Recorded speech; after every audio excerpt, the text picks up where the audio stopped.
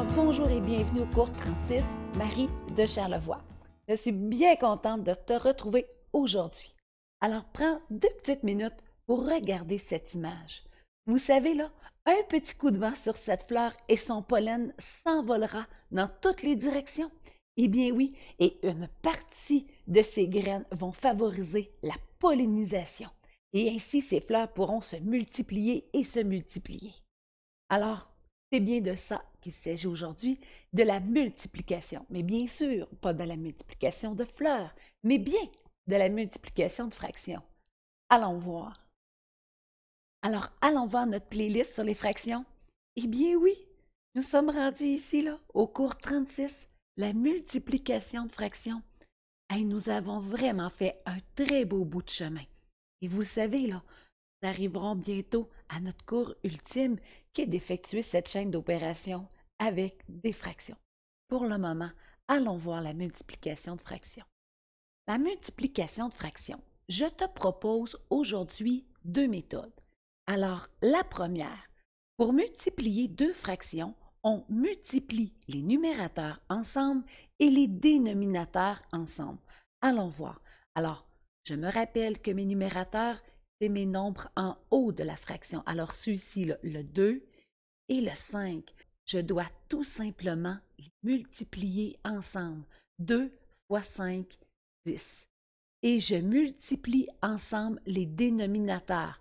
Alors ici, j'ai 3 comme dénominateur, 8 comme dénominateur, 3 fois 8, 24. Il me restera, bien sûr, à simplifier mon résultat. Je diviserai par 2. Je diviserai par 2, ce qui me donnera 5 douzièmes. Et voilà, voici une façon de faire. Allons voir la suivante. Pour multiplier 2 fractions, on simplifie l'expression avant d'effectuer la multiplication. Regarde bien, ici j'ai 2 quarts fois 6 dixièmes. Je peux simplifier 2 quarts en divisant par 2, en divisant par 2, ce qui me donnera 2 divisé par 2, 1, et 4 divisé par 2, 2. Multiplier 6 dixièmes. Oh, je peux également diviser par 2, divisé par 2, ce qui me donnera 6 divisé par 2, 3, et 10 divisé par 2, 5. Et maintenant, il me restera à multiplier mes numérateurs ensemble. 1 fois 3, 3, et 2 fois 5, 10. Et voilà. Lorsque je veux simplifier, je peux aussi simplifier en diagonale. L'important, écoute-moi bien là, l'important c'est que tu dois diviser par le même nombre un numérateur et un dénominateur. Ça ne peut pas être 2 dénominateurs ensemble ou 2 numérateurs ensemble. Ici, je regarde, je peux simplifier le 2 et le 8 par 2. J'ai choisi un numérateur et un dénominateur, ce qui me donnera 2 divisé par 2, 1. Alors, et je garde mon 3 pour la première fraction, multiplié. Alors, je n'avais pas touché à mon numérateur 5, et 8 divisé par 2, 4. Il me restera maintenant à multiplier mes numérateurs. 1 fois 5, 5, et 3 fois 4, 12. Et voyez-vous, je peux simplifier ici en haut mes numérateurs et dénominateurs d'une même fraction, ou encore, je peux simplifier en diagonale. Alors, multiplie les fractions suivantes. On prend l'habitude de simplifier le résultat qu'on a vu dans le cours 32. Le cours 32, c'était les fractions irréductibles. Allons voir. J'ai 6 huitièmes fois 3 sixièmes. Et là, c'est à toi de choisir la méthode que tu trouves la plus facile. Est-ce que toi, tu préfères multiplier les numérateurs ensemble? Alors, 6 fois 3, 18, et 8 fois 6, 48. Et par la suite, tu simplifieras ta réponse, alors en divisant par 6 et en divisant par 6, ce qui te donnera 18 divisé par 6, 3, et 48 divisé par 6, 8. C'est une façon de faire. Un autre élève pourrait choisir de simplifier des fractions avant de les multiplier ensemble. Alors, l'élève pourrait regarder ici. Oui, en diagonale, ici, là, je pourrais diviser par 6 le numérateur, diviser par 6 le dénominateur. 6 divisé par 6, 1. Et là, je garde mon 8 de la première fraction, multiplié. Ici, je garde mon 3 de la deuxième fraction et 6 divisé par 6, 1. Et l'élève multiplie maintenant ses numérateurs ensemble.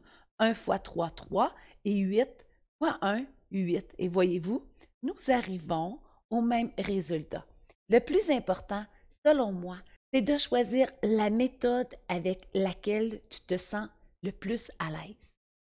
Et voilà. Allons voir le prochain. Et là, voyez-vous, là, je t'ai joué un tour ici parce que nous avons mis 3 multiplications.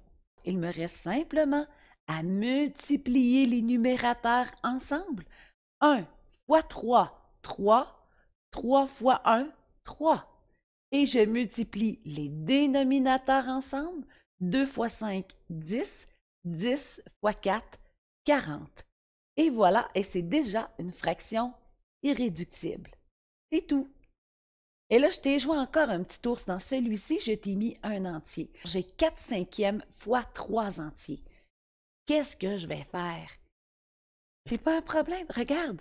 Alors, savais-tu que les entiers, c'est toujours sur 1.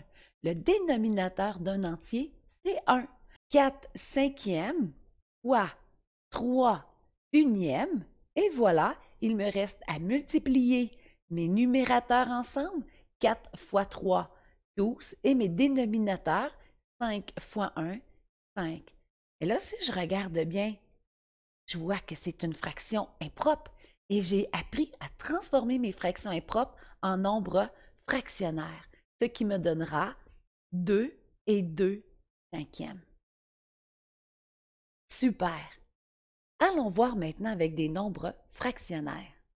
Multiplier des nombres fractionnaires, je dois tout simplement transformer mon nombre fractionnaire en fraction impropre. C'est ce que nous avons vu dans le cours 30. Et là, je t'ai montré ma fameuse technique de la demi-lune. Il s'agit de multiplier et d'additionner. Alors, 3 fois 1, 3, plus 2, 5, 5 tiers. Alors, j'oublie pas de réécrire mon dénominateur. Multiplié par 3 quarts. Et maintenant, je peux multiplier mes numérateurs ensemble. 3 fois 5, 15 et 3 fois 4, 12. Oh, oh, c'est une fraction impropre. Alors, je vais la transformer en nombre fractionnaire, bien sûr, ce qui me donnera 1 et 3 douzièmes. Et là, je dis à mes élèves, là, attention, attention, elle peut encore se réduire. Alors, je peux diviser par 3, diviser par 3. Et n'oubliez pas de réécrire votre entier. Alors, j'ai un entier et 3 divisé par 3, 1. Et 12 divisé par 3, 4. Super! Essaie de faire le prochain maintenant. Et c'est parti. Notre fameuse demi-lune. On multiplie, on additionne. Notre belle demi-lune, on multiplie, on additionne. 3 fois 2, 6, plus 1, 7 tiers. On multiplie. 10 fois 1, 10, plus 4, 14 dixièmes. Et maintenant, je peux multiplier mes numérateurs ensemble, bien sûr. 7 fois 14 me donnera 98 et 3 fois 10 me donnera 30. Et maintenant, je vois bien que c'est encore une fraction impropre. Pas de problème. Nous allons la transformer en nombre fractionnaire. Alors, je te fais juste un petit rappel. 98 divisé par 30. Il y a combien de 30 dans mon 98? Il y en a 3. 3 fois 30 me donnera 90. Je soustrais. Alors, voici mon entier, hein? 3 entiers et 8 trentièmes. Et encore une fois, regarde, je peux encore la simplifier, c'est deux nombres pairs.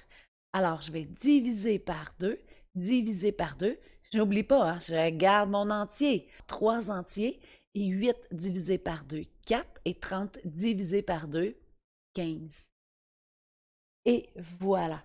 Ça va bien, hein? Ouais, Oh! Comment trouver la puissance d'une fraction? Il s'agit simplement de multiplier la fraction par elle-même autant de fois que l'indique l'exposant. Alors ici, l'exposant est 3. On te dit que nous allons multiplier une demi 3 fois. Alors ça fait une demi fois une demi fois une demi. C'est tout. Je multiplie les numérateurs ensemble. 1 fois 1 fois 1, bien sûr 1.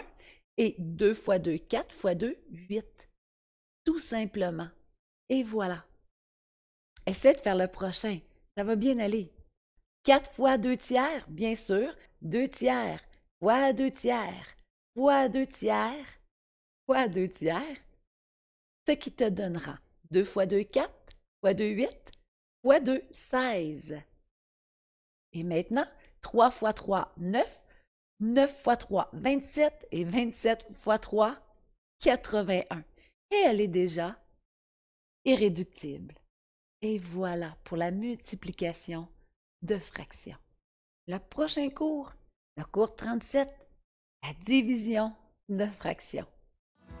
Je te souhaite une magnifique journée et je te dis déjà à la prochaine.